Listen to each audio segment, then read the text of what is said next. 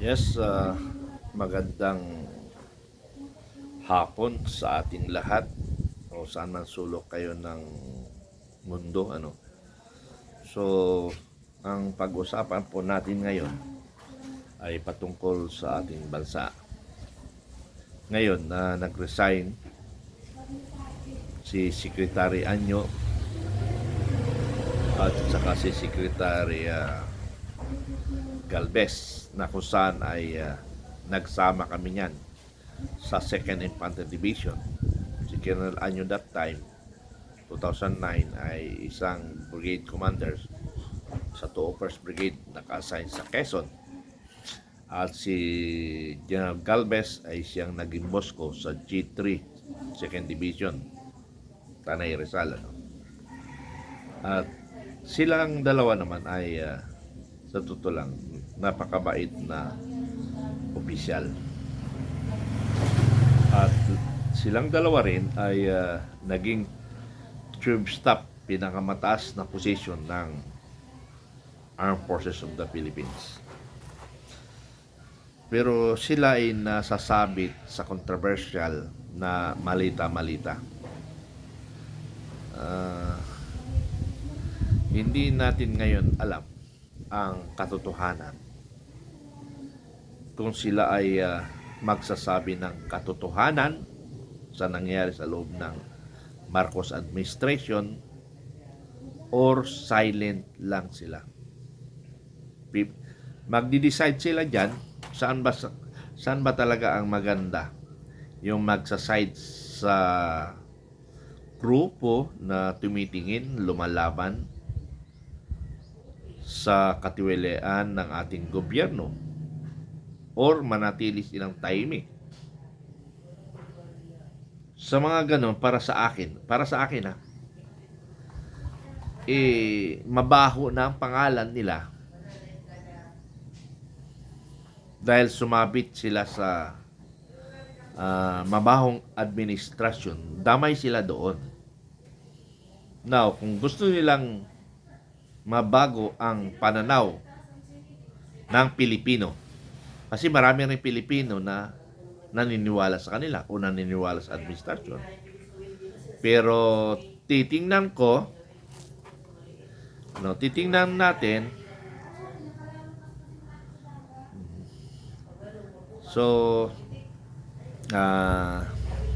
maingay sa loob. Maingay sa loob. Maingay sa loob, ano.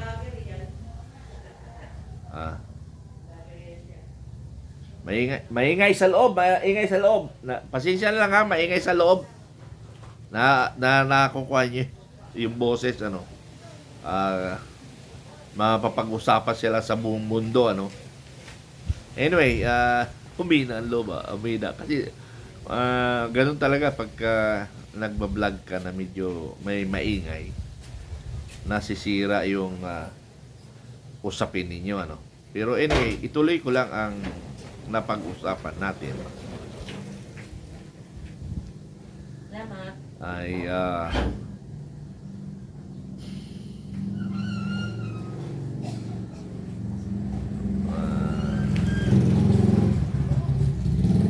nawala sa direction. Okay, mamaya ituloy ko na lang.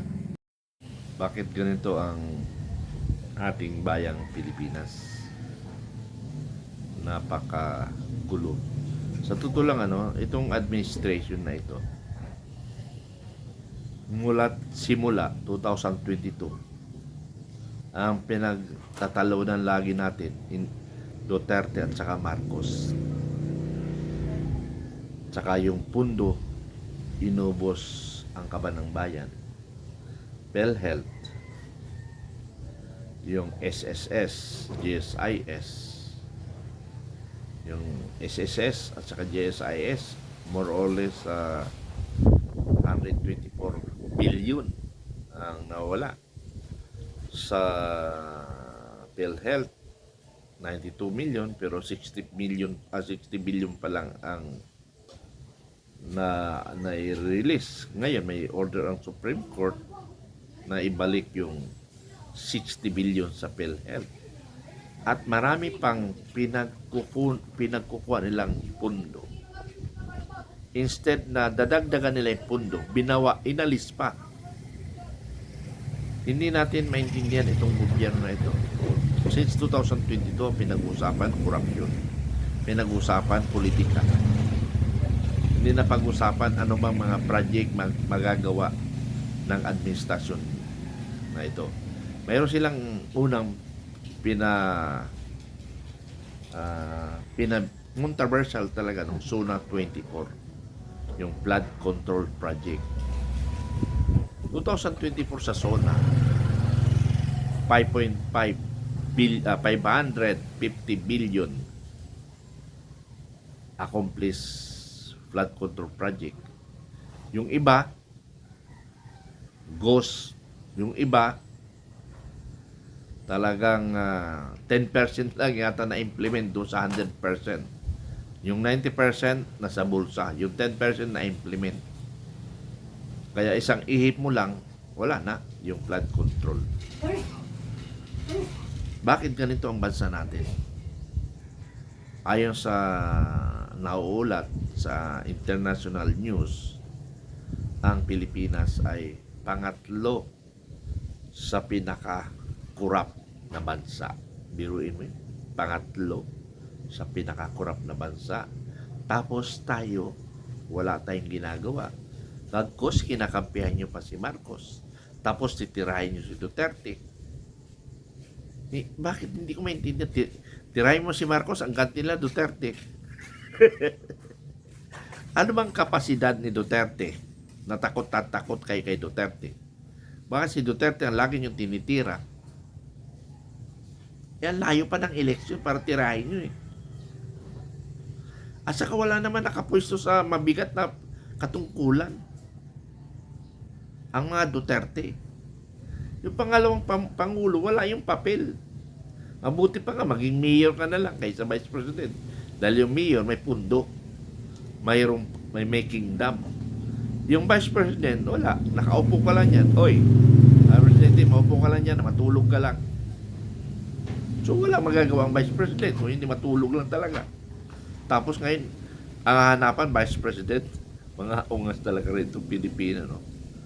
Tapos, ang hanapan corruption, ang vice president na 800 million lang na intelligence fund. Pero yung 4.5 billion, hindi nila hinahanapan. Kaya hindi ko maintindihan itong gobyerno na ito eh. Naghabol sila sa kalukuhan Inday Sara na milyon. Pero hindi sila nagugula sa trilyon na anomalya ng administration. So, ganun kagarapal ang administrasyon natin, mga kaibigan.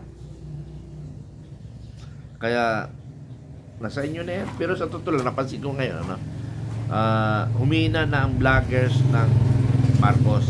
Why? Because wala na yata sila pinambabayad, kaya si Alisa na. Yung isang ang si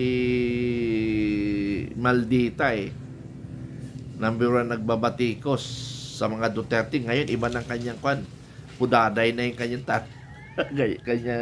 kanya mga style, yung mga relasyon. Kaya nag-focus siya sa relasyon dahil lagi siyang bigo. Lagi siyang bigo sa relasyon. May kwento nga ako eh. Aywan ko kung siya ito, hindi ko alam kung siya ang kwento nito. Marites na ito, ang Marites.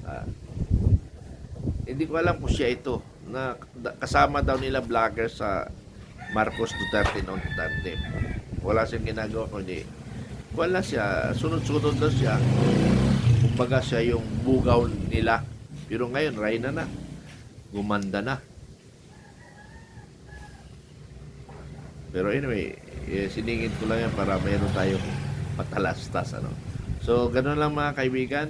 Nakakalungkot ang bansa natin. Nakakalungkot.